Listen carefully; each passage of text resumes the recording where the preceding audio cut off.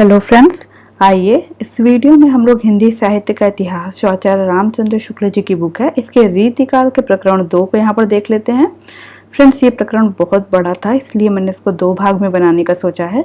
तो आज हम लोग भाग 1 को देखेंगे, जिसका प्रकरण 2 का नाम है रीति ग्रंथकार कवि, और इसके भाग 1 को हम लोग यहाँ पर देखेंगे। ये शुरू होता है चिंतामणि त्रिपाठी से, क्योंकि शुक्ल जी ने रीतिकाल का जो प्रारंभ है वो चिंतामणि त्रिपाठी से ही माना है, तो उन्हीं से शुरू भी किया है, जबकि डॉक्टर नगेंद्र ने केशवदास से माना है। तो ये बात ध्यान में रखिएगा। शुरू करते हैं। ये तिकवापुर जिला कानपुर के रहने वाले और 4 भाई थे, चिंतामणि, भूषण, मतीराम और जटाशंकर। चारों कवि थे, जिनमें प्रथम 3 तो हिंदी साहित्य में बहुत यशस्वी हुए। चिंतामणि का जन्म काल संवत 1666 के लगभग और कविता काल संवत 1700 के आसपास ठहरता है। इनका कविकुल कल्पतरु नामक ग्रंथ संवत 1707 का लिखा है। इनके संबंध में शिव सिंह सरोज में लिखा है कि यह बहुत दिन तक नागपुर में सूर्यवंशी भोसला मकरंद शाह के वहां रहे और उन्हीं के नाम पर छंद विचार नामक पिंगल का बहुत भारी ग्रंथ बनाया और काव्य विवेक, कविकुल कल्पतरु, काव्य प्रकाश और रामायण, ये 5 ग्रंथ इनके बनाए हुए हमारे पुस्तकालय में मौजूद हैं। तो ये बात शिव सिंह सरोज में लिखी हुई है। इसमें देखिए जो हम लोग को ध्यान में रखना है, एक तो ये चारों भाई थे और इनकी ये जो 5 रचना के नाम है ये ध्यान में रखना है। छंद विचार ये किसको समर्पित है, तो ये बात हमें ध्यान में रखनी है। सूर्यवंशी भोसला मकरंद शाह, कई बार ऐसा क्वेश्चन आ जाता है कि ये किसके लिए लिखा गया ग्रंथ है। आगे देखते हैं। इनकी बनाई रामायण कवित्व और अन्य नाना छंदों में बहुत अपूर्व है। बाबू रुद्र, शाही सोलंकी, शाहजहां, बादशाह और जैनदी अहमद ने इनको बहुत दान दिए हैं। इन्होंने अपने ग्रंथ में कहीं कहीं अपना नाम मणिमाल भी कहा है। तो फ्रेंड्स, ये सारी बातें क्यों महत्वपूर्ण हैं कि कौन लोगों ने इनको दान दिए हैं या इन्होंने अपना नाम मणिमाल भी कहा है। तो ये सारी बातें इसलिए महत्वपूर्ण हैं क्योंकि चिंतामणि एक बहुत ही महत्वपूर्ण कवि हैं और इस तरीके के जो कवि हैं इनके बारे में आजकल ऐसे क्वेश्चन पूछे जाते हैं, 4 लाइन देकर के होता है ना कि कौन सी बातें शुक्ल जी ने मानी है या नहीं मानी है। तो ये सारी लाइन हमें बिल्कुल ध्यान में रखनी चाहिए कि इन लोगों ने इनको बहुत दान दिए हैं और इन्होंने अपना नाम ऐसे मणिमाल बताया है। तो क्वेश्चन में ऐसा आ सकता है। महाराज जसवंत सिंह ये मारवाड़ के प्रसिद्ध महाराज थे जो अपने समय के सबसे प्रतापी हिंद नरेश थे और जिनका भय औरंगजेब को बराबर बना रहता था। इनका जन्म संवत 1683 में तथा मृत्यु संवत 1745 में हुई। यह बड़े अच्छे साहित्य मर्मज्ञ और तत्वज्ञान संपन्न पुरुष थे।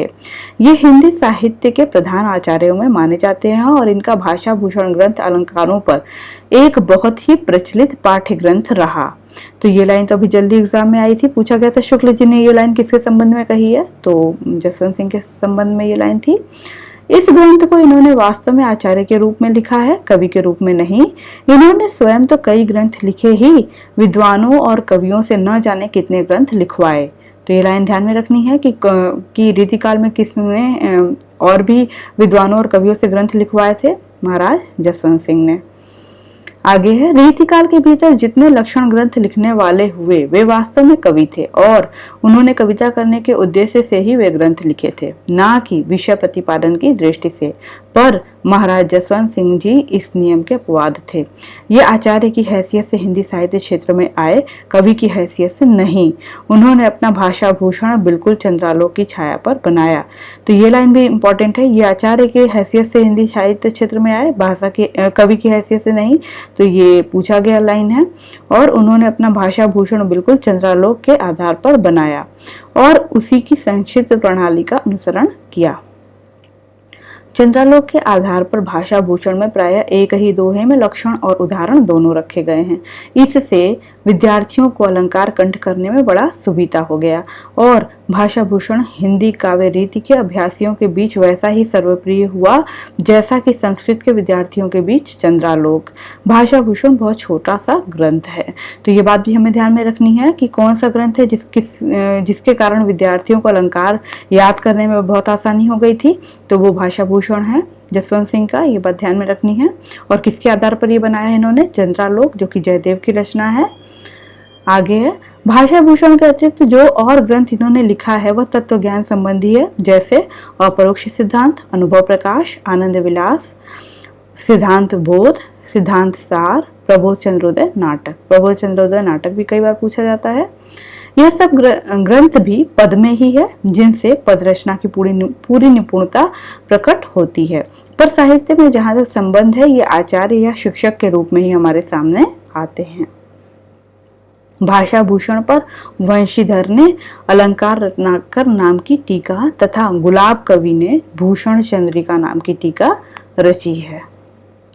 बिहारी लाल, यह माथुर चौबे कहे जाते हैं और इनका जन्म ग्वालियर के पास बसुआ गोविंदपुर गांव में सन 1660 के लगभग माना जाता है। तो फ्रेंड्स, जो इन लोगों का कहाँ पे इन लोगों का जन्म हुआ है, अब इनका है ग्वालियर, तो ये इस तरीके से हमें याद रखना चाहिए। कई बार मिलान वाले क्वेश्चन में आ जाता है कि किसका जन्म कहाँ पे हुआ था, तो इतना डिटेल तो शायद मुश्किल है कि पूछे कि बसुआ गोविंदपुर गाँव, ऐसा नहीं पूछेगा, लेकिन ग्वालियर याद रखना है। ये जयपुर के मिर्जा राजा जय शाह, जिनको महाराज जयसिंह भी बोलते हैं, इनके दरबार में रहते थे। बिहारी महाराज को दोहे बनाकर सुनाते थे और प्रति दोहे एक अशर्फी मिलती थी। इस प्रकार 700 दोहे बने जो संग्रहित होकर बिहारी सतसई के नाम से प्रसिद्ध हुए। तो ये वही महाराज जयसिंह हैं जिनके लिए इनका बिहारी का एक दोहा बहुत ही प्रसिद्ध है। नहीं पराग नहीं मधुर मधु नहीं विकास इकाल है, अली कली ही सुबंध्यो आगे कौन हवाल है। तो ये इनके लिए हम बचपन से पढ़ते आ रहे हैं, तो इस वजह से मैंने यहाँ पे नहीं दिया, वो यहाँ पर वो दोहा था हमारी बुक में। श्रृंगार रस के ग्रंथों में जितनी ख्याति और जितना मान बिहारी सतसई का हुआ, उतना और किसी का नहीं। इसका एक एक दोहा हिंदी साहित्य में एक एक रत्न माना जाता है। तो ये लाइन बहुत महत्वपूर्ण है। सिर्फ यही लाइन देख करके पूछा जा सकता है कि इसका एक एक दोहा हिंदी साहित्य में एक एक रत्न माना जाता है, ये किसके संबंध में है? तो बिहारी सतसई के संबंध में है।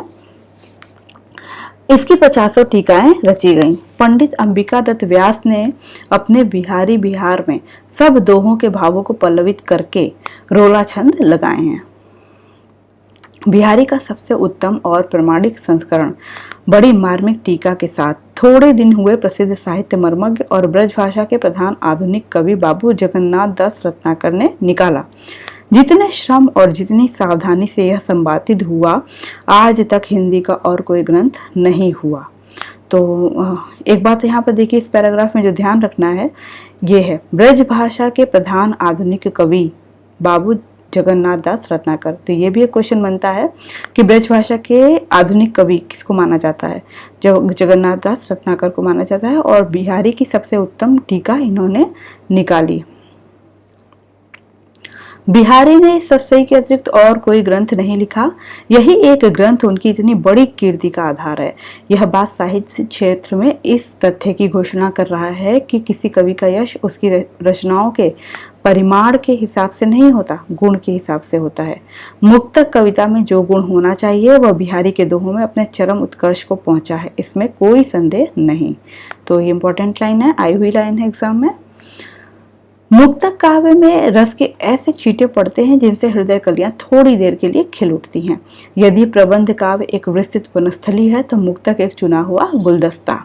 तो फ्रेंड्स, ये लाइन तो कितनी बार एग्जाम में आई हुई है, कई सारे एग्जाम में घुमा फिरा के पूछी गई है यही लाइन बिल्कुल।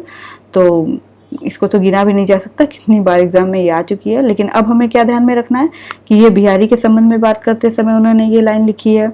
दूसरी की ये हम लोग प्रकरण 2 में पढ़ रहे हैं, ये सब बातें हमको ध्यान में रखनी है। जिस कवि में कल्पना की समाहार शक्ति के साथ भाषा की समाहार शक्ति जितनी अधिक होगी, उतनी ही वह मुक्तक की रचना में सफल होगा। यह क्षमता बिहारी में पूर्ण रूप से वर्तमान थी। महत्वपूर्ण लाइन है। आगे है, भाव व्यंजना या रस व्यंजना के अतिरिक्त बिहारी ने वस्तु व्यंजना का भी सहारा बहुत लिया है। विशेषतः शोभा या कांति, सुकुमारता, विरहताप, विरह की क्षीणता आदि के वर्णन में कहीं कहीं वस्तु व्यंजना और चित्त की सीमा का उल्लंघन करके खिलवाड़ के रूप में हो गई है। तो कहीं कहीं पर इन्होंने जो विरह की बात है उसको इतना ज़्यादा वस्तु इस तरीके से उसको व्यक्त किया है कि वो एक तरीके से खिलवाड़ जैसी लग रही है, मजाक जैसा बना करके रख दिया है। तो उसको यहाँ पर बताया जा रहा है। पन्ना की तिथि पाइये वा घर के चहुपास, नित प्रति पुण्योई रहे आनंद ओप उजास। इत आवती चली जात उठ, चली 6 सातक हाथ, चढ़ी हिंडोरे सी रही, लगी उसासन साथ। तो यहाँ पर जो विरह है उसका इन्होंने मजाक बनाया, उसकी यहाँ पर चर्चा हुई है। अलंकारों की योजना इस कवि ने बड़ी निपुणता से की है। किसी किसी दोहे में कई अलंकार उलझ पड़े हैं, पर उनके कारण कहीं भद्दापन नहीं आया है। असंगति और विरोधाभास की यह मार्मिक और प्रसिद्ध उक्तियां कितनी अनूठी हैं। ये जो है इसमें असंगति अलंकार है, देखिए। दृढ़ अरुझत टूटत कुटुम, जुरत चतुर चित प्रीति, परति गाठ दुर्जन हिये, दई नैय रीति। तो असंगति अलंकार का उदाहरण हो गया। आगे है, ये जो है विरोधाभास का है। तंत्री नाद कवित रस, सरस राग रतिरंग, अन बूढ़े बूढ़े तीरे, जे बूढ़े सब अंग। तो ये दोनों पंक्ति बहुत महत्वपूर्ण है, बिहारी की है, पूछी जाती है कि ये किसकी पंक्ति है, ये पूछी जाती है, और इसमें कौन सा अलंकार है ये भी ध्यान में रखना है। श्रृंगार के संचारी भावों की व्यंजना भी ऐसी मर्म स्पर्शनीय है कि कुछ दोहे सहृदयों के मुंह से बार बार सुने जाते हैं। इस स्मरण में कैसी गंभीर तन्मयता है, देखिए। सघन कुंज छाया सुखद, शीतल मंद समीर, मन हवे जात अजो वहे, वा जमुना के तीर। बिहारी की भाषा चलती होने पर भी साहित्यिक है। वाक्य रचना व्यवस्थित है और शब्दों के रूप का व्यवहार एक निश्चित प्रणाली पर है। यह बात बहुत कम कवियों में पाई जाती है। भूषण और देव ने शब्दों का बहुत अंग भंग किया है और कहीं कहीं गलत शब्दों का व्यवहार किया है। बिहारी की भाषा इस दोष से बहुत कुछ मुक्त है। बिहारी ने यद्यपि लक्षण ग्रंथ के रूप में अपनी सस्सई नहीं लिखी, पर नक्षिक, नायिका भेद, षड ऋतु के अंतर्गत उनके सब श्रृंगारी दोहे आ जाते हैं। बिहारी का काव्य हृदय में किसी ऐसी लय या संगीत का संचार नहीं करता जिसकी स्वरधारा कुछ काल तक गूंजती रहे। यदि घुले हुए भावों का अभ्यंतर प्रवाह बिहारी में होता तो वे एक एक दोहे पर ही संतोष ना करते। मार्मिक प्रभाव का विकार करें तो देव और पद्माकर के कवित्व सवैयों का सा गूंजने वाला प्रभाव बिहारी के दोहों का नहीं पड़ता। तो ये लाइन ध्यान में रखनी है, बिहारी के बारे में इन्होंने कही है। देव और पद्माकर की रचना को इससे अच्छा बता करके यहाँ पर बात कहा है। आगे है, दूसरी बात यह है कि भावों का बहुत उत्कृष्ट और उदात्त स्वरूप बिहारी में नहीं मिलता। कविता उनकी श्रृंगारी है पर प्रेम की उच्च भूमि पर नहीं पहुंचती, नीचे ही रह जाती है। तो ये पंक्ति एग्जाम में आई हुई पंक्ति है कि किसने बिहारी की रचना के बारे में ऐसा कहा है। आगे है मंडन, रस रत्नावली, रसविलास, जनक पचीसी, जानकी जू को ब्याह, नैन 50। इनके प्रमुख ग्रंथ हैं और महत्वपूर्ण है, याद रखने चाहिए। आगे है, जो पद इनके मिलते हैं उनसे यह बड़ी सरस कल्पना के भावुक कवि जान पड़ते हैं। भाषा इनकी बड़ी स्वाभाविक, चलती और व्यंजनापूर्ण होती थी। उनमें और कवियों का सा शब्दाडंबर नहीं दिखाई पड़ता। यह सवैया देखिए मंडन का है। अली हो तो गई जमुना जल कोसो, कहा कहो वीर विपत्ति परी, घहराए के काली घटा उनई, इतने में गागरी शीस धरी। मंडन की रचना थी। आगे मतीराम, ये रीतिकाल के मुख्य कवियों में हैं और चिंतामणि तथा भूषण के भाई परंपरा से प्रसिद्ध हैं। ये टिकवापुर जिला कानपुर में संवत 1674 के लगभग उत्पन्न हुए थे और बहुत दिनों तक जीवित रहे। ये बूंदी के महाराज भाव सिंह के यहाँ बहुत काल तक रहे और उन्हीं के आश्रय में अपना ललित ललाम नामक अलंकार का ग्रंथ संवत 1716 और 1745 के बीच किसी समय में बनाया। तो ये समय बहुत ज़्यादा याद रखने के लिए परेशान मत होइएगा। अगर ये क्रम हमें याद रह जाए कि किसके बाद किसकी बात हो रही है तो वो रचना भी उस हिसाब से हम लोग सेट कर सकते हैं। ज़्यादातर ऐसा नहीं होता है कि बिल्कुल आसपास के कवियों की रचना देखिए क्रम से लगाने को कहा जाए। तो जो सन है वो बहुत याद रखने की यहाँ पर जरूरत नहीं है। तो इनका जो ललित ललाम है ये भाव सिंह के आश्रय में इन्होंने बनाया था और ये बहुत महत्वपूर्ण ग्रंथ है। मतीराम का ललित ललाम कई बार पूछा जाता है। आगे है, इनका छंद सार नामक पिंगल ग्रंथ महाराज शंभुनाथ सोलंकी को समर्पित है। तो अब ये ग्रंथ है ये किसको समर्पित है तो ये बिल्कुल ध्यान में रखना चाहिए। तो आगे देखते हैं, इनका परम मनोहर ग्रंथ रसराज किसी को समर्पित नहीं है। इसके अतिरिक्त इनके दो ग्रंथ और हैं, साहित्यसार और लक्षण श्रृंगार। बिहारी सस्सई के ढंग पर इन्होंने एक मतीराम सस्सई भी बनाई जो हिंदी पुस्तकों की खोज में मिली है। तो फ्रेंड्स, यहाँ पर एक और बात बतानी थी कि ये जितने लोगों ने सस्सई लिखी है या नक्शिक से संबंधित रचनाओं को लिखा है, तो वो हम लोग को ध्यान में रखना चाहिए। अभी जल्दी ये क्वेश्चन आया था जिसमें पूछा था कि इसमें से किसने भी सस्सई की रचना नहीं की है, और उसमें सही उत्तर जो था वो चिंतामणि थे, उन्होंने सस्सई की रचना नहीं की है। तो ये ध्यान में रखना है कि मतीराम ने मतीराम सस्सई बनाई, बिहारी ने बिहारी सस्सई बनाई। कई बार ऐसा होता है ना कि बिहारी सस्सई है तो चलो हम उतना ध्यान नहीं देते कि इनके नाम, इस सस्सई के आगे तो इनका नाम लगा हुआ है, एग्जाम में तो समझने में दिक्कत नहीं होगी किसकी रचना है। लेकिन ये याद रखना भी जरूरी है कि कितने लोगों ने एक ही नाम जैसी रचनाएं लिख रखी हैं, ऐसे क्वेश्चन भी आते हैं। मतीराम की रचना की सबसे बड़ी विशेषता यह है कि उसकी सरलता अत्यंत स्वाभाविक है। न तो उसमें भावों की कृत्रिमता है, न भाषा की। भाषा शब्दाडंबर से सर्वथा मुक्त है। केवल अनुप्रास के चमत्कार के लिए अशक्त शब्दों की भर्ती कहीं नहीं है। जितने शब्द और वाक्य हैं वे सब भाव व्यंजना से ही प्रयुक्त हैं। मतीराम किसी रस स्निग्ध और प्रसाद पूर्ण भाषा रीति का अनुसरण करने वालों में बहुत ही कम मिलती है। ये पंक्ति महत्वपूर्ण थी, इसको बिल्कुल ध्यान में रखना चाहिए कि मतीराम के संबंध में ये बात किसने कही है। आगे है रसराज और ललित ललाम। मतीराम के ये दो बहुत प्रसिद्ध ग्रंथ हैं क्योंकि रस और अलंकार की शिक्षा में इनका उपयोग बराबर होता चला आया है। वास्तव में अपने विषय के ये अनुपम ग्रंथ हैं। उदाहरणों की रमणीयता से अनायास रसों और अलंकारों का अभ्यास होता चलता है।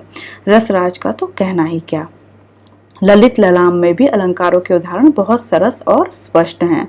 रीतिकाल के प्रतिनिधि कवियों में पद्माकर को छोड़ और किसी कवि में मतीराम की सी चलती भाषा और सरल व्यंजना नहीं मिलती। तो ये लाइन महत्वपूर्ण है। और एक और बात, यहाँ पर कई बार रचनाओं के नाम आए हैं तो इसको कई बार पढ़ने से ये याद भी हो जाएगा।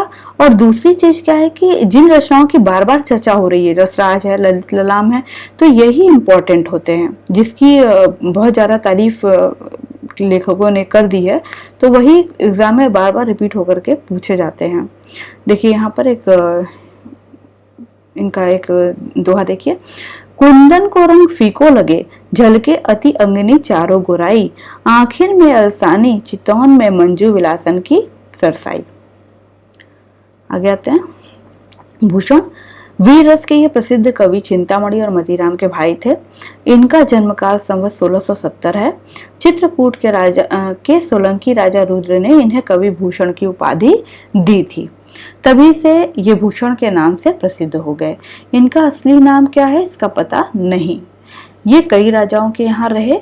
अंत में इनके मन के अनुकूल आश्रयदाता जो इनके वीर काव्य के नायक हुए छत्रपति महाराज शिवाजी मिले। पन्ना के महाराज छत्रसाल के यहाँ भी इनका बड़ा मान हुआ। कहते हैं कि महाराज छत्रसाल ने इनकी पालकी में अपना कंधा लगाया था, जिस पर इन्होंने कहा था, शिवा को बखानो कि बखानो छत्रसाल को। इनका परलोकवास संवत 1772 में माना जाता है। भूषण ने जिन दो नायकों की कृति को अपने वीर काव्य का विषय बनाया वह अन्यान दमन में तत्पर हिंदू धर्म के संरक्षक दो इतिहास प्रसिद्ध वीर थे। उनके प्रति भक्ति और सम्मान की प्रतिष्ठा हिंदू जनता के हृदय में उस समय भी थी और आगे भी बराबर बनी रही या बढ़ती गई। इसी से भूषण के वीर रस के उद्गार सारी जनता के हृदय की संपत्ति हुए। महत्वपूर्ण लाइन है ये। भूषण की कविता कवि कीर्ति संबंधी एक अविचल सत्य का दृष्टांत है।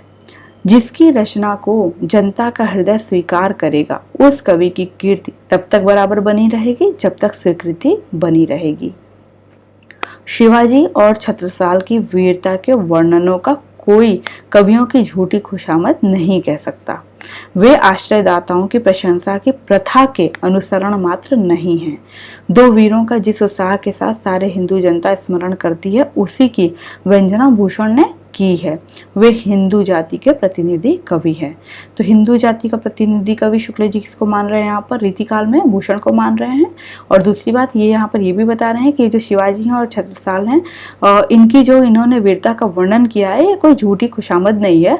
ना ही उस समय जो एक प्रथा थी कि अपने आश्रयदाताओं की तारीफ करनी है, तो प्रशंसा करनी है, वो सारी चीजें नहीं थी। उन्होंने जो भी बातें कही हैं शिवाजी और छत्रसाल के बारे में, तो वो बिल्कुल सही है।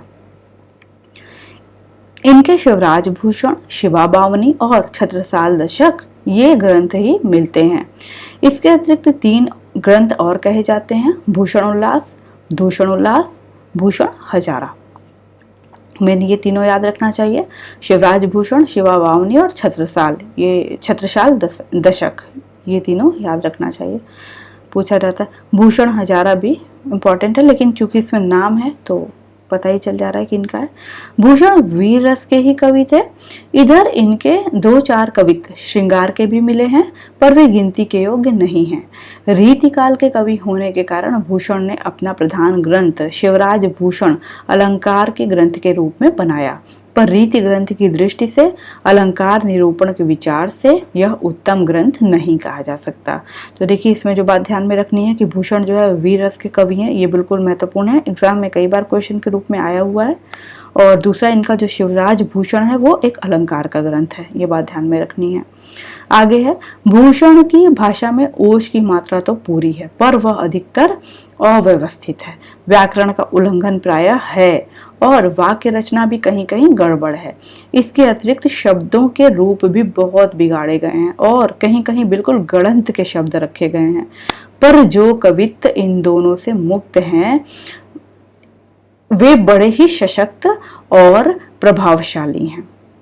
यहाँ पर होना चाहिए इन दोषों से मुक्त हैं, तो जो भी दोष हैं उससे मुक्त हैं, वे बड़े सशक्त और प्रभावशाली हैं। फ्रेंड्स यहाँ पर एक बात बतानी थी, ये जो सारी लाइनें हैं ना, ये इस दृष्टि से महत्वपूर्ण है। भूषण बहुत ही महत्वपूर्ण कवि हैं, तो कभी ऐसा क्वेश्चन आ सकता है।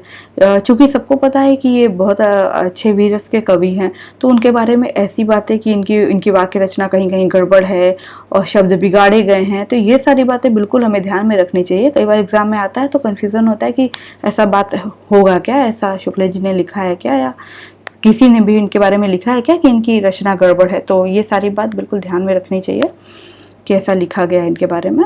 देखिए यहाँ पर एक उदाहरण है जो कि दोषों से मुक्त है, ये जो ऊपर दोष की चर्चा इन्होंने की है इससे मुक्त है, तो ये एक अच्छा है, हो सकता है एग्जाम में आ जाए। इंद्र जिमि जम्ब पर बाड़व सुअम्ब पर, रावण सदम्ब पर रघुकुल राज है, पौन बारीवाह पर शंभु रतिनाह पर, जो सहस्र बाहु पर राम द्विज राज है।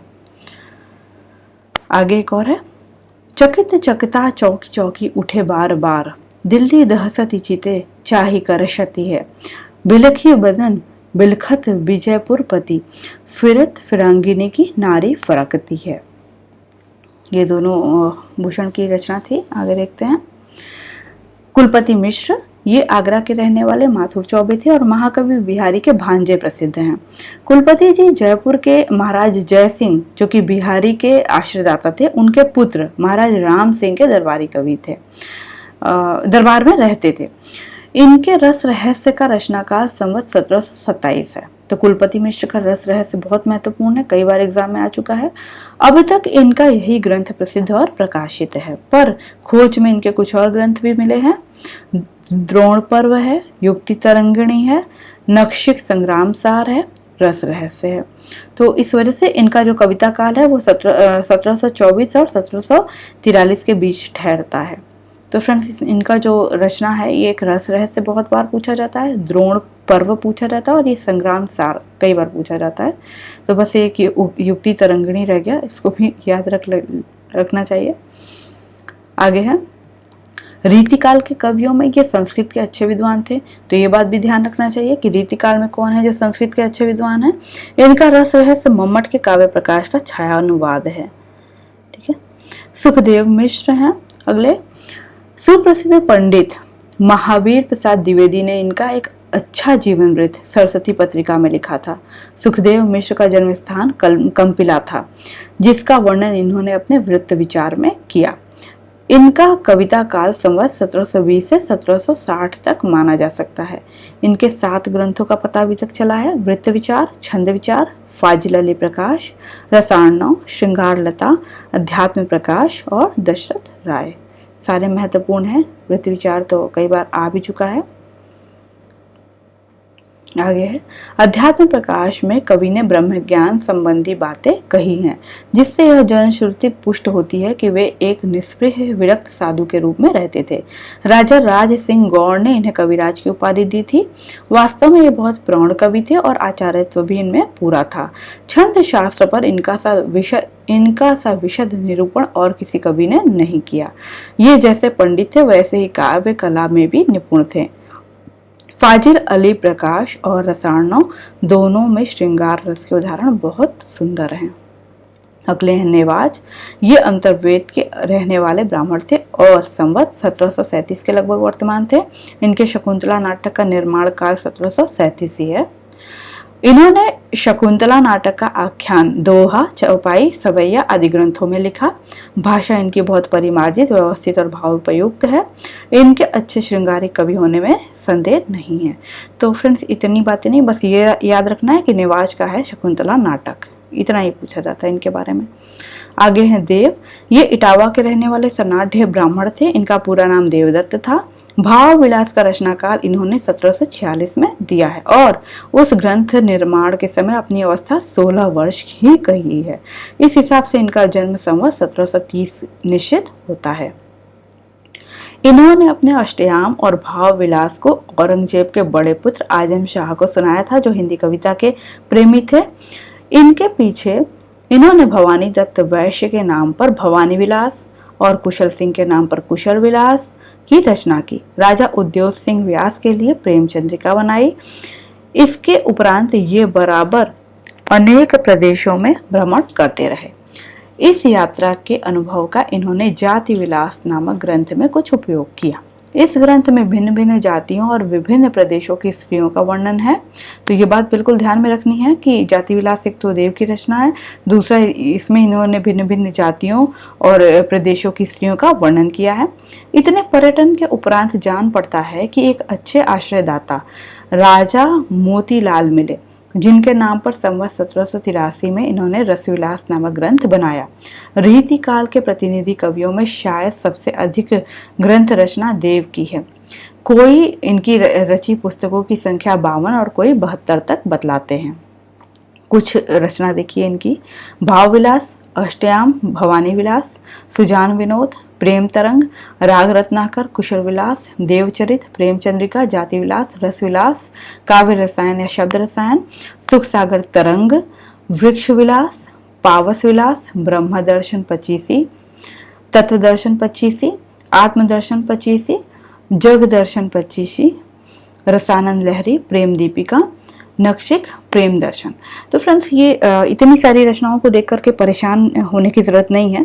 जो मेन हैं वही पूछे जाते हैं। ये है भाव विलास, अष्टयाम, भवानी विलास, ये जो है कुछ इसमें से ही आते हैं। सुख सागर तरंग ये इम्पोर्टेंट है, और ये शब्द रसायन या फिर काव्य रसायन, तो ये जो कुछ महत्वपूर्ण है, यही बार बार घुमा फिरा करके पूछे जाते हैं। ग्रंथों की अधिक संख्या के संबंध में यह जान रखना भी आवश्यक है कि देव जी अपने पुराने ग्रंथों के कवित्वों को इधर दूसरे कम में रखकर एक नया ग्रंथ प्राय तैयार कर देते थे। इससे वही कवित्व बार बार इनके अनेक ग्रंथों में मिलेंगे। सुख सागर तरंग प्राय अनेक ग्रंथों से लिए हुए कवित्वों का संग्रह है।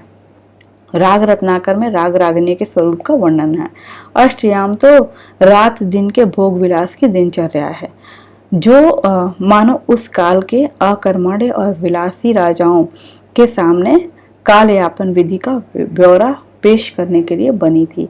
ब्रह्म दर्शन पचीसी और तत्व दर्शन में जो विरक्ति का भाव है, जो बहुत संभव है कि अपनी कविता के प्रति लोगों की उदासीनता देखते देखते हुई होगी। तो यहाँ पर एक तरीके का ये टिप्पणी कर रहे हैं कि क्यों उनको विरक्ति हुई, क्योंकि उनकी जो कविता थी उसके प्रति लोगों की उदासीनता को देख करके उनको विरक्ति का भाव उनके अंदर जाग गया होगा। और एक और बात यहाँ पर देखिए, जो इनका अष्टयाम है इसके बारे में ये सारी बातें लिखी हुई हैं। तो एक अष्टयाम नाभादास का है, उसमें राम और सीता के की दिनचर्या का वर्णन है, और एक इनका अष्टयाम है। तो इस तरीके का ही ग्रंथ मैं पहले यहाँ पर आपको बता रही थी कि एक नाम जैसे जो ग्रंथ आते हैं तो ऐसा क्वेश्चन बन जाता है कि इसमें से कौन है जिसने अष्टयाम नहीं लिखा है। तो यहाँ पर दो लोग को तो देख लिया हम लोगों ने, देव और नाभादास। आगे देखते हैं। ये आचार्य और कवि दोनों रूपों में हमारे सामने आते हैं। यह पहले कहा जा चुका है कि आचार्यत्व के पद के अनुरूप कार्य करने में रीतिकाल के कवियों में पूर्ण रूप से कोई समर्थ नहीं हुआ। कुलपति और सुखदेव ऐसे साहित्य शास्त्र के अभ्यासी पंडित भी विशद रूप में सिद्धांत निरूपण का मार्ग नहीं पा सके।